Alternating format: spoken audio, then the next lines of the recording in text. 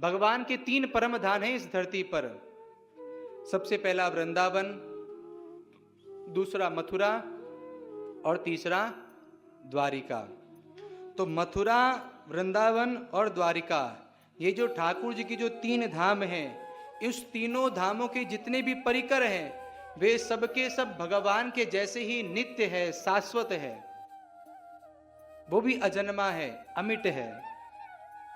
और उस वृंदावन में जब ठाकुर जी अपने वेणु का नाद करते हैं, जब ठाकुर जी अपने वंशी का नाद करते हैं, तब भगवान के वेणु के नाद से पता है क्या होता है?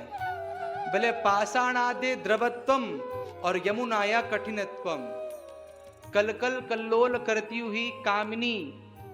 श्री यमुना जी का जो कलरव है वो कुंठित हो जाता है। माने जब श्री ठाकुर जी वेणु का नाद करते हैं तो तरंग में बहती यमुना स्थिर हो जाती है, स्तब्ध हो जाती है, रुक जाती है। आहा, ठाकुर जी क्या वेणु का नाद कर रहे हैं। और उस वेणु के नाद को सुनकर के पाषाणादे द्रवत्वम, जो गिरिराज गोवर्धन के जो पर्वत हैं वो द्रवित होकर के बहने लगते हैं, वो तरल अवस्था में आ जाते हैं।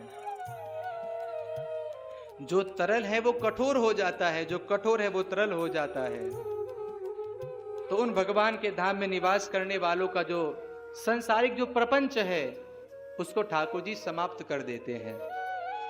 इस कारण से हर वैष्णव की इच्छा रहती है कि हम सदैव ब्रजवास करें, हम ठाकुर जी के हम धाम में वास करें। क्यों?